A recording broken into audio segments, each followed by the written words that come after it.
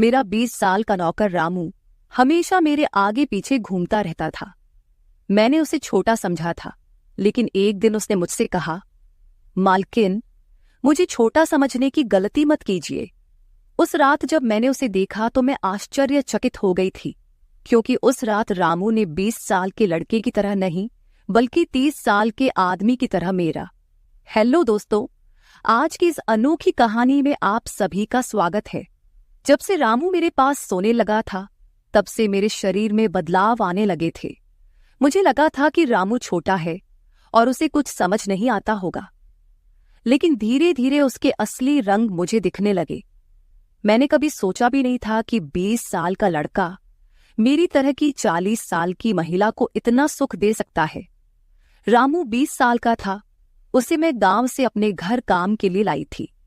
मेरे घर में सिर्फ मैं और मेरा 1 साल का बेटा था। जब मैं काम पर जाती थी तो रामू मेरे बच्चे की देखभाल करता और वह मेरे घर में ही रहता था। मैं बिना शादी के मां बन गई थी। मेरे प्रेमी ने शादी का झांसा देकर मुझसे प्रेम का खेल खेला। जब मैं गर्भवती हो गई तो मैं उसके घर गई और वहां मैंने देखा कि उसकी शादी हो रही थी। उसने मुझसे प्रेम का नाटक किया और किसी और लड़की से शादी कर ली थी। मेरे पेट में पल रहे बच्चे को मारने का मेरा मन नहीं हुआ, और जब मैंने गर्भपात कराने का सोचा, तब तक समय निकल चुका था। मैं 5 महीने की गर्भवती हो चुकी थी। मेरे माता पिता ने मुझे और मेरे बच्चे को स्वीकारने से इनकार कर दिया। तब मैं अकेली रहने लगी। कई महीने पहले मैं अपने गांव गई थी, अपने दादा के 100वें जन्मदिन के लिए। मेरे दादा ने मुझे जन्मदिन का निमंत्रण भेजा था और इसलिए मैं गांव गई थी। मेरे बेटे को वहां सिर्फ मेरे दादा ने ही प्यार से गोद में लिया था। आरव उनके पास खेल रहा था। तभी ऑफिस से मेरा फोन आया और मैं कुछ देर के लिए फोन पर बात करने के लिए बाहर चली गई। जब मैं वापस आई तो मेरा आरव दादा के पास नहीं, बल्कि घर के एक नौकर के पास था। मैंने देखा कि आरव उस नौकर के पास अच्छे से खेल रहा था। मैंने अपने बच्चे को उस नौकर से लिया और वहां से जाने लगी। तभी उस नौकर ने मुझे रोका। वह कहने लगा, मालकिन, मुझे थोड़ी मदद चाहिए। मुझे पैसे की नहीं बल्कि काम की जरूरत है। उसने अपना परिचय दिया और कहा, मैं रामू हूं। मैं इस घर में गाय भैंस के गौशाले की सफाई का काम करता था, लेकिन अब बड़े साहब गाय भैंस बेचने की बात कर रहे हैं। अगर आपके पास कोई काम हो तो दीजिए। मुझे काम की बहुत जरूरत है। मेरे माता पिता भी मजदूरी करते हैं। मुझे काम की बहुत जरूरत है। तब मैंने कहा, मेरे बच्चे की देखभाल का काम है, लेकिन इसके लिए तुम्हें शहर चलना होगा। इस काम के लिए मैं तुम्हें 5,000 रुपये महीना दूंगी। रामू मेरे साथ शहर आने के लिए तैयार हो गया। आरव उसके साथ अच्छे से रहता था और यह देखकर मैंने रामू को अपने घर लाने का फैसला किया। रामू तब से मेरे घर में ही रहने लगा। उसने कहा कि हर 4 महीने बाद जब थोड़े पैसे जमा हो जाएंगे, तब वह अपने गांव जाएगा। रामू दिन भर मेरे बच्चे की अच्छे से देखभाल करता और घर के कामों में भी मेरी मदद करता। रामू को घर आए 1 महीना हो चुका था और इस 1 महीने में उसने मेरा दिल जीत लिया था। उसकी देखभाल से मेरे बेटे की सेहत भी सुधर गई थी। जो आरव मुझे परेशान करता था, अब वह रामू के हाथों से अच्छे से खाना खाता था। मैंने रामू को एक अलग कमरा दिया था। एक दिन रात में आरव बहुत रोने लगा। किसी भी तरह से वह शांत नहीं हो रहा था।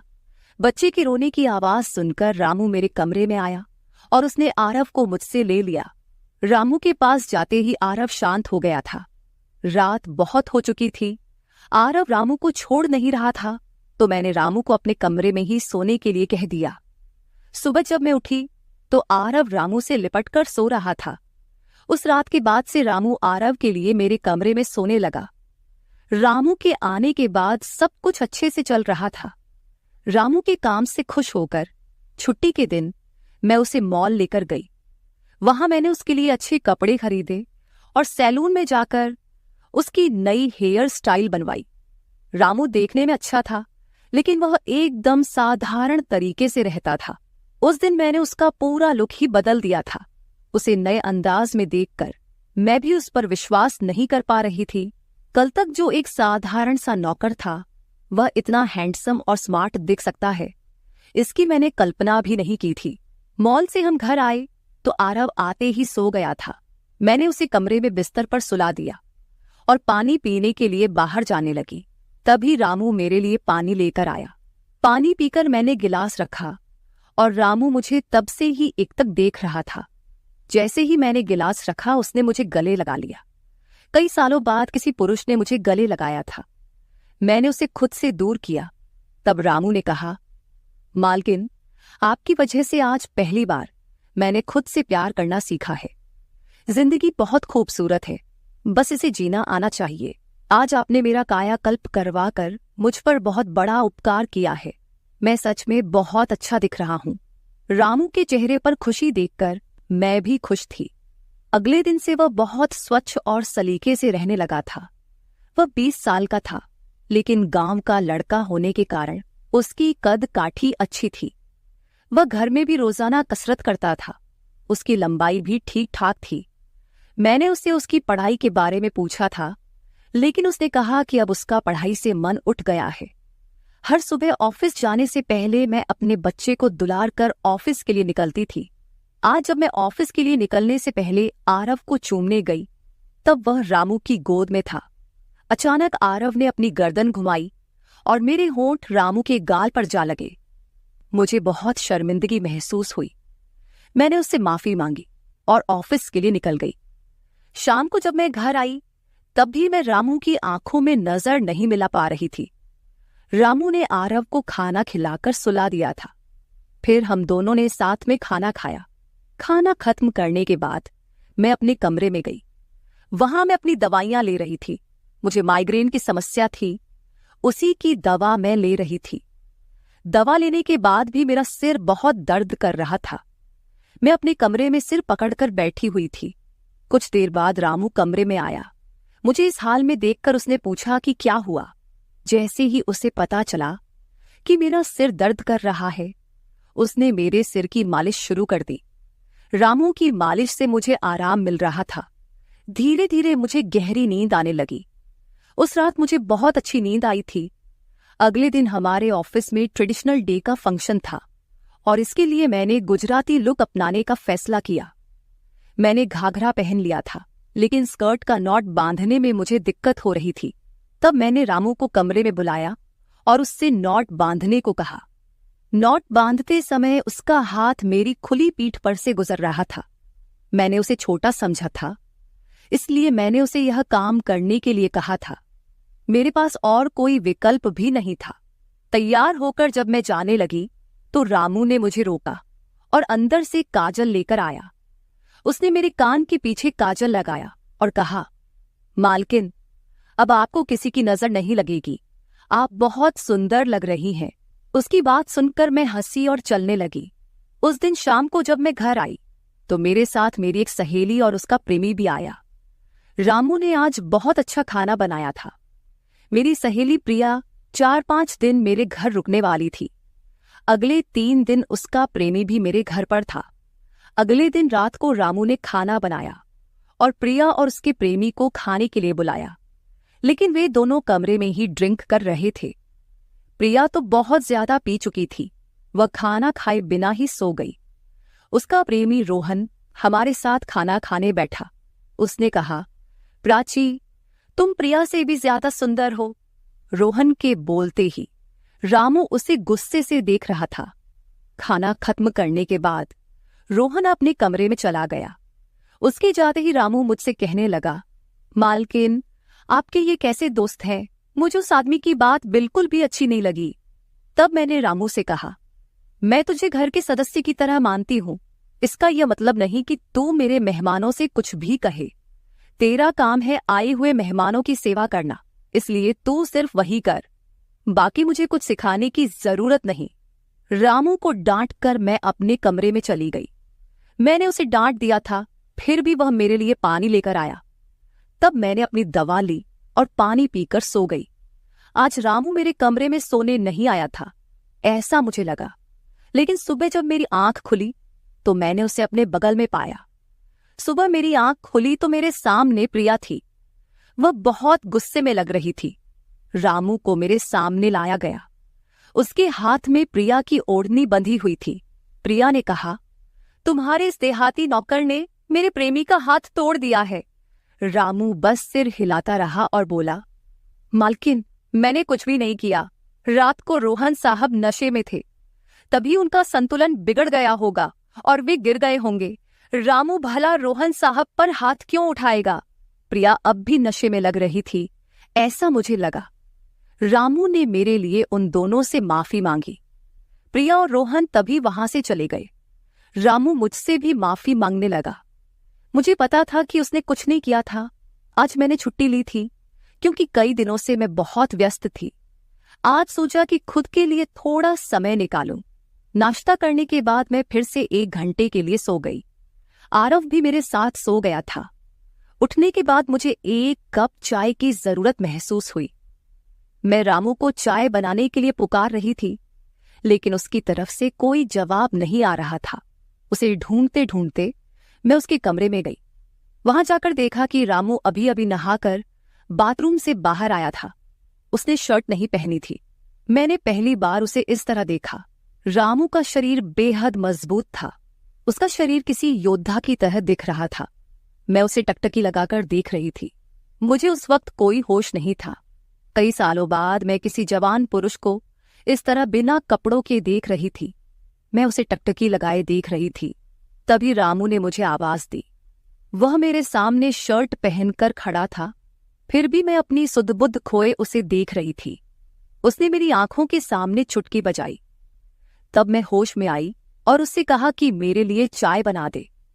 आज घर में ही थोड़ा खुद का स्किन केयर करने का सोचा, इसलिए दोपहर के समय मैं अपने कमरे में अपना पार्लर चलाने लगी। उस समय मैंने शॉर्ट्स और गाउन पहन रखा था और मैं अपने पैरों का वैक्सिंग कर रही थी। वैक्सिंग करते समय गलती से मैंने थोड़ा ज्यादा गर्म वैक्स अपने पैर पर लगा लिया, जिससे जलन हुई और मेरे मुंह से तेज आवाज निकल गई। मेरी आवाज सुनकर रामू दौड़ता हुआ मेरे कमरे में आया। उसने मेरे जले हुए पैर को देखा। उसने मेरे पैर से गर्म वैक्स हटाया और वहां क्रीम लगा दी। उसके हाथ बार बार मेरे पैर पर अनजाने में फिर रहे थे और उस वक्त मेरे मन में जो भावनाएं उत्पन्न हो रही थीं, उन्हें व्यक्त करना मेरे लिए मुश्किल हो रहा था। रामू की नजर मुझ पर पड़ते ही मैं दर्द से कराह उठी। मुझे इस हालत में देखकर उसने कहा, बाई साहब, अब आप बस आराम से लेट जाइए। आपको जो भी करना है मुझे बताइए, मैं आपकी मदद कर दूंगा। मैंने उसे मेरे दूसरे पैर का वैक्सिंग करने को कहा। रामू ने जैसा मैंने बताया वैसा ही किया। उसने मेरे चेहरे की मसाज भी कर दी। उसके स्पर्श से मुझे बहुत आराम मिला। आज का छुट्टी का दिन मेरे लिए आरामदायक बीता। रामू में हर गुण भरा हुआ था। वह किसी भी काम में पीछे नहीं था। आज रात मैंने उसे मेरे कमरे में सोने के लिए मना कर दिया। दिन भर मैं घर में नहीं होती, कम से कम रात को तो मुझे मेरे बच्चे के साथ अकेले समय बिताना चाहिए। हर बार रामू का आना मुझे पसंद नहीं था, इसलिए मैंने उसे कमरे में सोने के लिए मना कर दिया। इस तरह दिन बीतने लगे। कुछ दिनों तक रामू के बिना आरव रात को सो नहीं पाता था, लेकिन धीरे धीरे उसने रोना बंद कर दिया। मुझे अपने अंदर कुछ बदलाव महसूस होने लगे थे। सुबह उठते ही मेरा शरीर बहुत दुखने लगता था।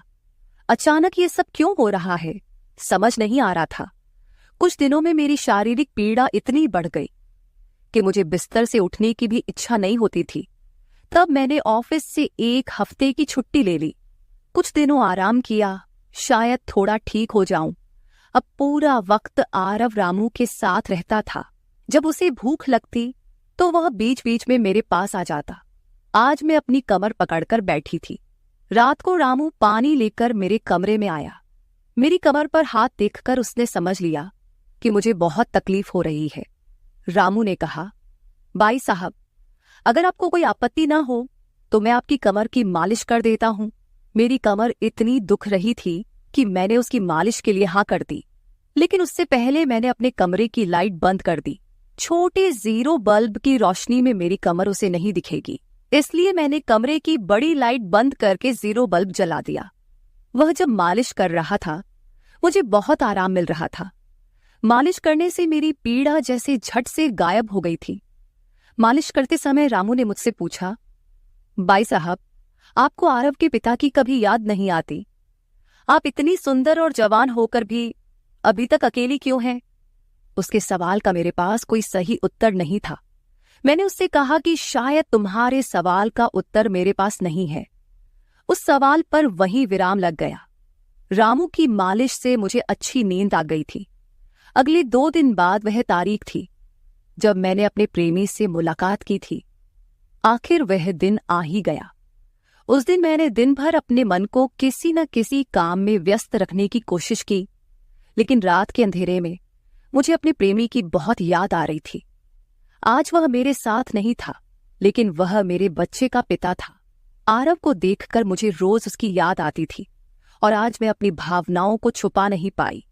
मैं अपने कमरे में जोर जोर से रोने लगी। आरव पास में सो रहा था, इसका भी मुझे ध्यान नहीं रहा। मैंने आज अपनी दवाइयां भी नहीं ली थीं। रामू पानी लेकर मेरे कमरे में आया।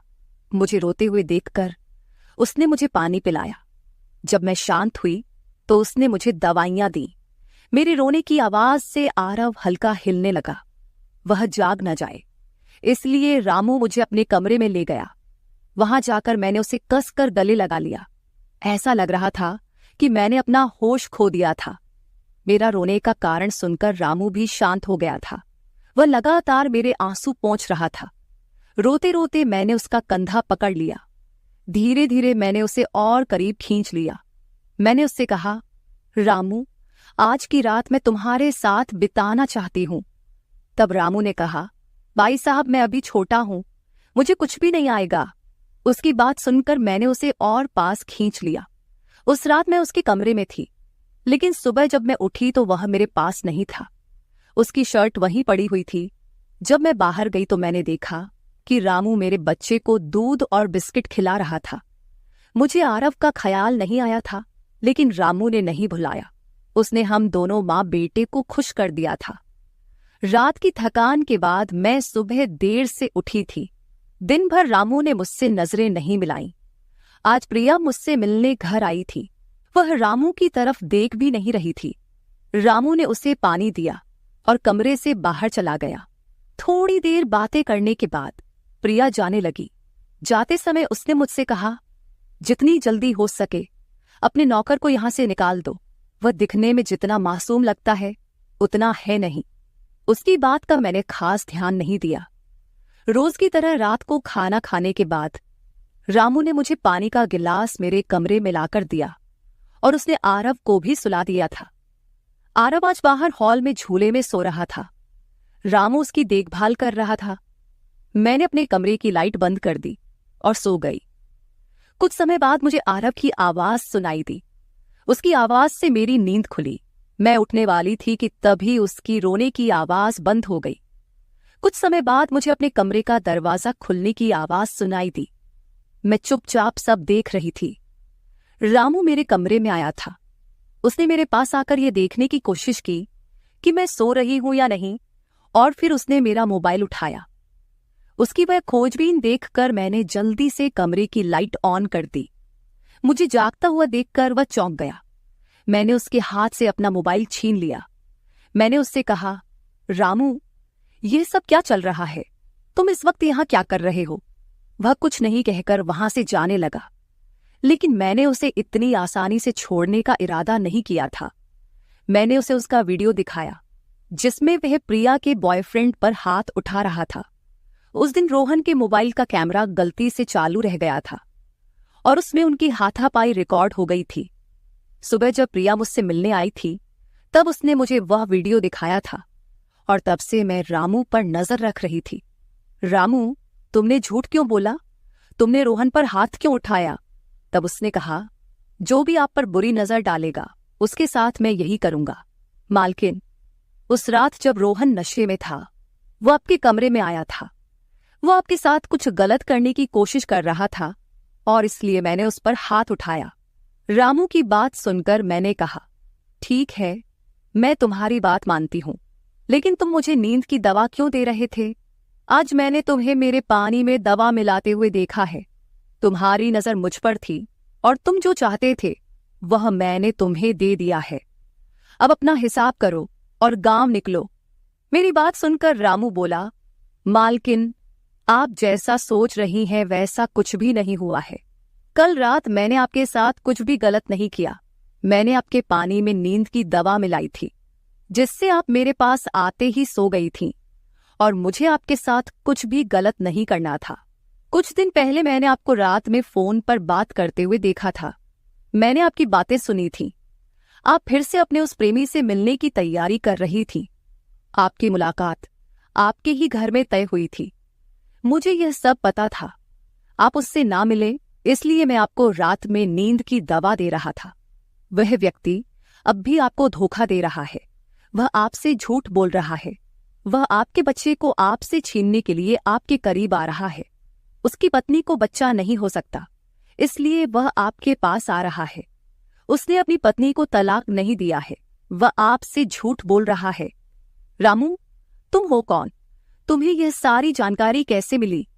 तब उसने कहा, आपके बाबा साहेब ने मुझे आपका फोटो दिखाया था। मुझे आप पहली नजर में ही अच्छी लगी थी, लेकिन बाबा साहेब ने यह भी कहा था कि आप शादी के खिलाफ हैं। तब मैंने उनके साथ मिलकर यह प्लान बनाया।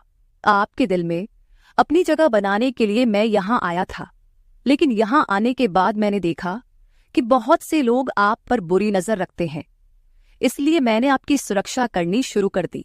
रामू 20 साल का नहीं था। मेरा पहला शक सही निकला। वह 30 साल का था और एक अच्छी नौकरी पर था। उसने मेरे प्यार के लिए इतनी मेहनत की थी। रामू ने मेरे प्रेमी के बारे में जो भी कहा था वह सब सच था। रामू ने मेरे प्रेमी की सारी जानकारी सही निकाली थी। रामू जैसा ईमानदार पति और मेरे बच्चे का पिता मिलना मेरे लिए बहुत बड़ी बात थी। मैं अपने प्रेमी के धोखे के जाल में फंसने से बच गई थी। आज मैं विक्रांत उर्फ रामू के साथ बहुत खुश हूं। वह मुझसे और मेरे बच्चे से बहुत प्यार करता है। मेरे बाबा साहेब की वजह से आज मेरा परिवार शुरू हुआ। मुझे रामू जैसा पति मिला, ये मेरा सौभाग्य था। दोस्तों, जो आपसे सच्चा प्यार करता है वह किसी भी कठिनाई में आपका साथ नहीं छोड़ता। रिश्ते निभाने वाले को किसी वजह की जरूरत नहीं होती, और रिश्ते तोड़ने वालों के लिए एक बहाना भी काफी होता है। तो दोस्तों, ये थी हमारी आज की छोटी सी कहानी। आपको ये कहानी कैसी लगी कमेंट करके जरूर बताएं। अगर आप ऐसी ही और भी इंटरेस्टिंग कहानियां सुनना चाहते हो तो चैनल को सब्सक्राइब जरूर कर ले और बेल नोटिफिकेशन ऑन कर ले, ताकि आपको मेरी आने वाली हर वीडियो समय सिर मिल सके। कल मिलेंगे एक और वीडियो के साथ। धन्यवाद।